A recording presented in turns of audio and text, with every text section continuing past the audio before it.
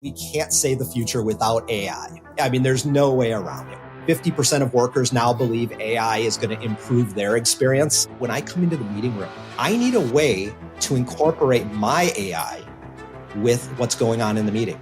It's almost a bring your own AI type of a concept. Most of what we do in our day-to-day is going to change significantly.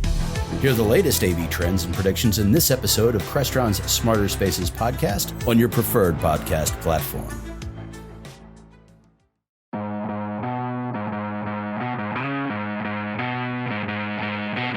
Hey everyone, and welcome back to another episode of AV Career Masterminds.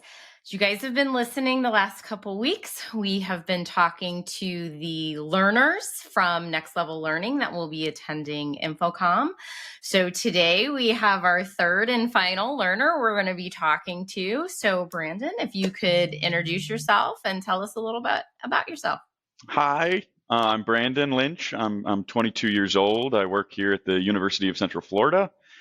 I've been working here, only for a couple of months as a full-timer. I was a student worker for quite some time before that, so probably only worked in this AV stuff for about a year and a half now. I've been enjoying it. I'm ready to go to InfoComm. This is going to be my first time going to any event like this. It's exciting. I'm happy to be here. Good. So started out as student worker, now employee. So what did you attend UCF for? Because here we go. Yeah, this is probably the best question we always ask, because if you ask anybody in the industry, they didn't go to school for it and they fell into the industry. Yes, so as exactly. As a young professional, what did you attend UCF for? So I came to UCF, my first year was 2020, so it was COVID when I was here. I still lived on campus. But most of my classes were online. I started coming here for computer science. I did start kind of in that realm. I always kind of wanted to get into technology, but I wasn't very in love with it. I didn't really enjoy doing it. Computer science programming was not my thing. And then after COVID came out, there was a huge, boom of social interaction here in Florida. We got everything reopened, and I switched to hospitality. And I really enjoyed hospitality. I worked in a restaurant for a short amount of time. I, tried doing some event bartending gigs and, went to school here for a while, graduated with my hospitality degree. But in that time, I kind of just started, mass applying to jobs.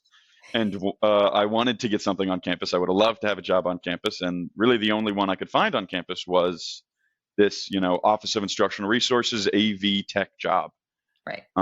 They picked me up, said, we don't care if you know nothing, we're ready to teach you and show you how it works. And man, I just love it. It's an enjoyable job. Well, and it's funny because you say hospitality, because one of the things that we do talk about though is hospitality, as the way I look at it, can encompass lots of things, right? So you could be working for a hotel potentially down the road doing their AV. So you may use that hospitality degree. Yeah, that's the goal right now in my brain is to combine them at one point. Yeah. So only opening that you could find was within the AV. And so not afraid at all, or was just like totally fine, I'm going to jump in and see what this is. It was scary when I got accepted, when I did my interview, and I actually felt like it went really good. My manager here, incredible person. He, helped bring me on. And after I talked with him for a while, I started to feel, confident that I could do this. And luckily I have, a fantastic team around me that has been here for a while. Lots of guys that, know everything. I can't even imagine how long it's going to take for me to get to their level, but it was an easy transition, but definitely took a while to get the grasp of everything we got going on here. Right. So as a student worker, how long did you do that position? I was a student worker for just over a year. Okay. I think the life, expectancy, or however you want to word it, they're only supposed to work for a year. Okay. But I was graduating and they knew that I didn't have anywhere else to go right away. So they kept me on for a little bit longer and then eventually gave me the full-time position. So That's awesome. yeah. So still kind of fell into it a little bit, right? Because Yeah. you, 100%. but the computer science portion of it does, because when we talk about AV now, it's AV and IT. So it is, Yes. the audiovisual information technology, and the information technology side has a whole umbrella of things that fall underneath it. So we had an opportunity to be able to bring learners, right? And so for us and the two young ladies that we've already talked to, and I don't know if you've had a chance to meet, we met them in person. Okay. Oh, wow. Because we saw them at an event that we did at Pace University for International Women's Day. So we knew we wanted to bring 3. So when we started to look at who else to bring, obviously these 3, the 2 young ladies work at universities. We wanted to keep our 3rd person in a university. So of course, immediately all of us said we need to reach out to Donnie and see if Donnie has somebody on his team. He's a great guy. He's a fantastic guy. We love Donnie. That is why we said we need to reach out. And so was Donnie the one that approached you, or was it someone else in your team? No, it was actually his name's Scott. Scott Pritchett is still my manager. He's the one that, I mean, honestly, I don't know how many people here in the office know why I first applied to this job, but it was, I wanted an on-campus job because that means I get football games off. I don't have to work a football game. I get to, So that was my first, thought when I saw this job. But after talking with the guys here, I met Scott, I met, Donnie, I met all these people, and they, really just an easy environment to work in, super friendly. Everybody, loves to help each other out. It was an easy transfer. Good. Yeah. So when they approached you about with Next Level, right? Okay. What was right. So what was that conversation like? Because again, George Chaco reached out and said, and we'll follow up with Donnie and see, and we knew that there was a couple of guidelines and things he needed to verify with the university ongoing, which we completely understood. But what was that? What was the conversation? Because we don't know, right? Yes. I don't know if they knew either. So yeah, I was first approached by my manager, Scott. He told me that he said there was an opportunity, and that was about all he was able to tell me about it. He didn't really know. He said we could go to InfoComm, as a whole department, but how would you like to go to InfoComm for the whole week? And I said, well, how's that going to work? Who's doing that? They told me about Next Level. They tried to give me as much information as they had. I did talk to Donnie a little bit about it. He told me, how George is going to have me booked this whole week, how we're just going to keep working and keep doing whatever we can find there. So I've talked to all of them about it. I still don't know if I have a full grasp of what we're going to do, but I don't really care. At this point in my career, I feel like I'm just going to say yes to everything. And this is, feels like once in a lifetime kind of deal. So then have they explained to you and discussed with you a little bit about what InfoComm actually is, the show in a way? I know all the vendors. I know we were going to have so many booths out there, lots of presentations. I think, Donnie's going to be up on stage there at InfoComm. We've got some representation here from UCF going to be up there. Yeah. So I'll see these shows, but I mean, I'm going to need some help being guided through this. I don't know what I'm going to see when I get there. So it's a big convention hall, right? Yeah. So from our standpoint, what we look at Next Level is we want to make sure that when we're sending you guys there, we're not sending you like most of us have attended at our first InfoComm.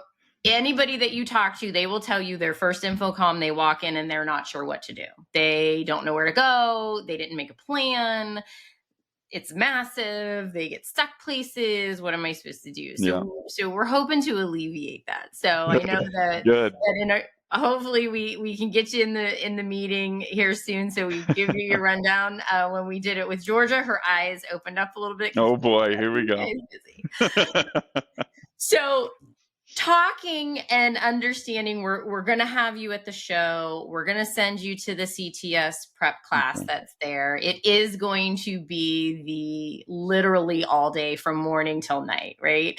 So when we kind of presented that, our original thought as the team was we're just going to have you stay close to where we are. We know that you live down there. I am a Florida resident. I know I-4. Oh, fantastic. Yeah. So what was that thought for you? If you go, oh, well, I live here, I can just go home and sleep in my own bed. That's right? exactly what I said. I had a Zoom call with George very early on. Just, trying to figure out what was going to happen. I know that my manager told me right away that you guys wanted us to stay at a hotel over there. And I was like, I don't see a point for that. I'll just drive over, sure, I-4 can be a bit of a hassle, but I drive it quite a bit. So I felt comfortable with that, but it started getting explained to me just how long these days are going to be, what time I'd have to get there in the morning, what time I'd have to wake up for my apartment, and I thought maybe it would be best if I stay at the hotel. That might be a little bit closer. Definitely a little bit closer. We do. Yeah. We've got breakfast with you guys first thing in the morning. Yeah. And I'm sure in your email you have seen you've been invited to, and you have your QR code to scan for evening events. And so that's the other aspect of this, right? When you are out at the show, everybody is on for the show. It's talking about their product. It's talking about their technology. It's trying to understand what you're trying to do and what are you here to look for and all of those things. Right. What ends up happening then in the evenings are all the parties, as they're called, but they're networking events. So when you think about that and looking at being so green into the industry, what's that networking feel like for you? I mean, it's a little nerve-wracking, I got to say. There's so many, names to remember. That's something I am horrible at is, I'll shake a hand and forget their name by the time I walk out of the room. So I think it's going to be difficult. It's going to be fun. And I mean, most of all, it's going to be necessary for what I'm doing. An opportunity like this, the amount of people that are going to be there, I think it's, an excellent opportunity for me to shake hands. Yeah. Learn some names, maybe write them down in a notepad. LinkedIn is always a great thing. That's right? A good point. That's a good point. Connect with them on LinkedIn. It shows right up at the first couple that when you look at your network, and then you can remember. That's what I do. I'm like you. I don't remember people's names, or remember faces, not their names. I can tell you where they've worked. Over the years and everything. So coming over and understanding all of that, do you have any concerns or fears of, being there and this type of exposure so green? I do think I struggle a lot with, not only names of people, but names of things, pieces of technology. I'm not exactly the most well-versed in the vocab of what we've got going on here. So, going from booth to booth, I'm not sure, if I'm going to embarrass myself in front of some of these people and let them know, hey, I have no idea what this is. I don't know how it works, but it looks really cool. I'd like to see what happens, but and that's the great thing. I think you've got to see this, especially being at UCF and the team that's there, how open, how welcoming they are, right? That's the entire industry as a whole. Everyone is open. Everyone is welcoming. I'm sure, we have made it known. Obviously, we're talking to you here. We're making it known on social with all of our partners and our sponsors that our learners are coming. Don't be surprised if people are bombarding you, because we want them to do that in a very stand back kind of non-threatening way. But we want them to ensure that you all are being welcomed with open arms, like everyone here in the industry does. So tell me a little bit about then after, what you want to be able to learn to bring back to UCF. I think I would love to just have an understanding of, how much is out there. UCF is such a big campus. We have, hundreds of classrooms. We have so many students here all the time. We have kind of found a little bit of a system, I guess I'd say, on what we install into these rooms and how we build, a space out. I think it would be, super beneficial to see what else is out there. I've, I've been held to this little bubble of UCF, and I can fix anything we've got here, but anything else out there in the world, I think I would struggle with. I think this is really going to be good to broaden my knowledge, to maybe learn some words. Maybe I can understand what people are talking about when they're using these, high vocab kind of deal. But And industry uses acronyms. We have an acronym for yes, everything. So don't be afraid if somebody throws something out there to say, what does that mean? Because every day there's a I'll be new doing it a acronym. lot. Yeah. There are new ones coming up all of the time. We love to use them. Cool. So also with attending InfoComm and all of these networking sessions, right? You get the ability to grow that network. Yeah. So also knowing that within the higher education community, there's HETMA, which is the Higher Education Technology Managers Alliance. They will have a booth there. And so one of the things that we're trying to ensure is that we get you over there to meet the people that are there, because they are your peers, right? So what is that one thing that you think is beneficial, or you're hoping to get out of standing there with a group of your peers from UCLA or Vanderbilt or Johns Hopkins or UNLV or any of the universities? There's even a gentleman that'll be there from Ireland, Justin. So Wow. what do you think, and do you feel of just being in that group, and if you could ask them any kind of questions? I would probably ask how easily or how well, or even what their system is for working, with other departments in higher education. I mean, not so many issues, but I feel like we've started to run into some problems where it's just kind of hard to communicate between, our multimedia team, our IT team, the network team, the class schedulers, or, there's just, I feel like probably a better solution to this communication between departments at such a large university. I'd love to speak to other, big scale higher education spaces and how they can, manage all of these different facets of, technology. How are they tackling these issues together?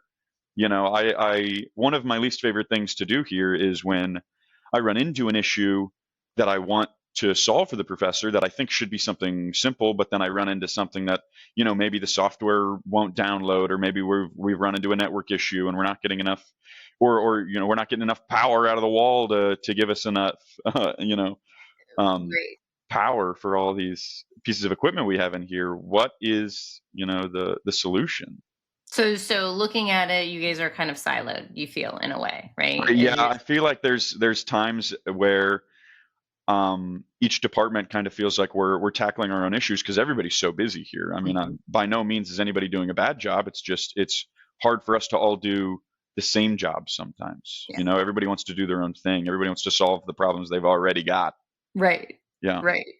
Well, I definitely think that there's going to be a group there that you are going to be able to meet and talk to and be able to get some feedback on what they're doing. I think I know some of their answers for that too, because I know all of them very well over there. But you'll definitely be able to chat with that group. So what is your day-to-day like at UCF now? So you've moved up from the student worker. We now are full-time employed. So what does your day-to-day entail? Well, I work, a bit of a strange shift, I guess you could say. I get in at 1 p.m. and I leave here at 10 p.m. So especially right now in the summer, I don't see as many classes. Mm-hmm. I used to work as a student worker. My main job, was really tackling the incidents as they came in, as quickly as possible, solve any issues the moment they come in. So I'd be going into active classes and, solving something easy, like a projector just needs to be turned on, or, maybe I need to, rewire something, Right. I need to re-terminate a cable, something got broken. Right. Now it is a lot more about the issues that we couldn't solve right away. Now I get to sit in a classroom for, an hour with nobody in it, and I need to break everything down piece by piece and figure out why this kind of issue is happening. So I feel like I've gotten a better chance to teach myself in this, later half of the day when it's a little bit slower, instead of, kind of being thrown into it as a student, which is definitely something that I needed. That is what I fell in love with quickly, honestly, was because my hospitality degree, I think, gave me a lot of those customer service skills, talking with the professors, kind of de-escalating an issue, helping them with the workaround, letting them know that, it may not be something that we can do right away, but we'll get you running right now, because we know how important that is as a student as well. I understood these people want to learn as much as this teacher wants to teach, and it all comes from the technology we've given them. So going to that, because when we look at as an industry, right? And so me working at a manufacturer and even integration companies, we look at you as our customer. So you are our customer. Everybody within higher ed hates to be called the end user, right? Because you're not. You are my customer, but your customer and your end user is a professor, but it's also all the way down to the student. So how do you handle that type of stress with a professor? Because the professor wants to teach the class and something's not working. I think I say a lot, because we have a lot of new student workers coming in now. I mean, we're hiring more and more every day, it seems. So I always tell them that one of the easiest things that I learned is sometimes you kind of have to be angry with them. If something's broken, you got to tell them, oh, I know, I can't believe it. Why, how can this thing break? I swear I checked it this morning, but we'll let them know that this is an issue. If it's something that needs to be solved, if it's something as, important that they physically can't teach anymore, we have to let them know that that's not acceptable, that we've got to get on top of it. I do my best to work quickly. I think that's one of the, one of my best facets is not even working quickly, but getting to it quickly. It may be hot in the summer, but I still, I walk fast. I sometimes get up into a little bit of a jog sometimes if I got to go to the other side of campus. We got a lot of space to cover here. Yes, you do. So I kind of make sure that they can tell that I'm hustling. I'm making sure that anything I can do will be done right away. And a big thing, in our industry is a workaround. We gotta get this up somehow. If there's a PTZ camera broken, I'm gonna tape a webcam to the wall if that's what I have to do. I'll move it around myself. I'll sit in the classroom. I'll be the PTZ. I'll pan, tilt, and zoom it myself. Yes. But it's started to come a little bit easier now that they recognize me. There's a lot of professors. Most of the professors that have issues will continue to have issues. I don't know if that is a, user issue, or a, maybe it's a classroom they teach in. Maybe they just teach in a classroom that has lots of issues themselves. Has nothing to do with them, but we've got to help them. And once they know that I'm coming by to help them, once they know that, we've got their back, they normally calm down. We don't have too much issues with an angry professor, at least not for long. So then as you're going in and talking to them, do you ever get a feeling from them that because you are younger, you don't know what you're doing and you don't know what you're talking about? Has that ever come across? It has. I will say it's honestly rare. I feel like a lot of the professors we have here respect that we are younger and that we probably do understand some things better than they do. I think a lot of them have started to say, you guys have upgraded these rooms so many times, I have no idea what any of this stuff does, but I have had a couple of times in which, a professor will maybe not say it out loud, but I can definitely tell that they're not exactly, respecting me or thinking I'm capable of the job. I tend to, it's all about speed. I feel like it's all about showing them that I'm going to do the best that I can as quickly as I can. Once they see me open up the rack and they see all of the equipment going on inside there, I think they normally, quiet down a little bit. They go, okay. They don't want to touch any of that. No, most of them they don't understand any of that. And some of it is sometimes just looking busy. I mean, if there's like a part I'm waiting for, if I've got to have somebody run something over to me from the office, I'll, stick my head in the rack and, kind of just fiddle around with stuff for a little while, maybe try and find another workaround, get them something slightly operational. But as long as I seem busy, they seem to be appreciative of it. Oh, that's good. Because Yeah. that is the one thing that we see here within the industry is the, and I don't want to use the word discrimination, but just the feeling that some people may not know, right, what's going on. We see that, especially with youth and young. We see that sometimes with being a female in the industry that we may not know. And so it's that thing of, to me, it doesn't matter your age. Your knowledge is empowering, right? Because you know things that I don't know. I've been in the industry 20 years. You know how to do things I don't know. So I'm not going to look at you and go, oh, he doesn't know anything because he's younger. I'm going to look at him and go, I hope he knows what I don't know because I can't fix this. This is the look you're going to get is I did everything I could. Somebody else needs to come here because, and I hope when you show up, you know. That's the only thing. I don't care age. I don't care color. I don't care race. I don't care what it is. You just need to know how to fix it. Yeah. That's where I come to, right? And that's all the time. I feel like I can resonate with that so much. It's not always, based on who has more knowledge. It's, the right knowledge. I'll constantly, if I've got an issue that I've been working on for a couple of days and I can't figure it out, I just need a new set of eyes. I just need somebody else to come in here and stare at it. I don't care if it's your first week here.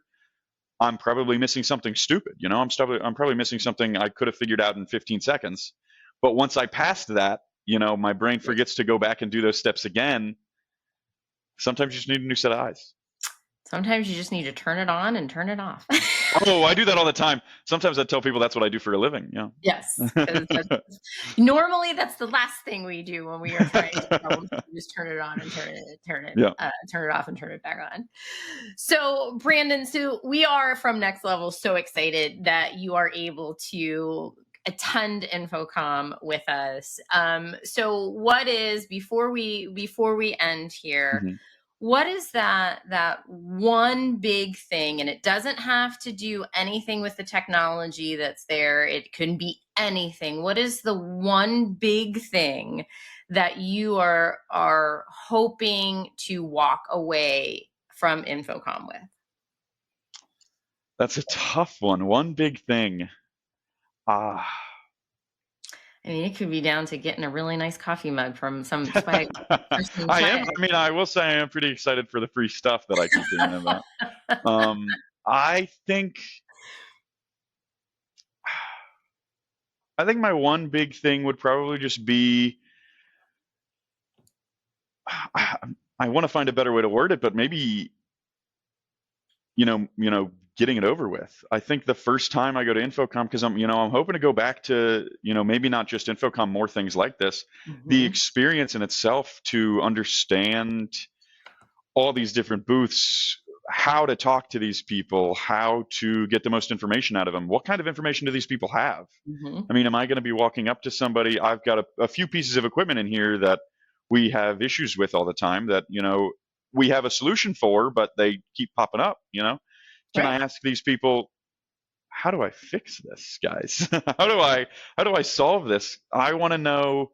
I hope I walk away with this, with the empowerment to ask more questions to these kinds of companies.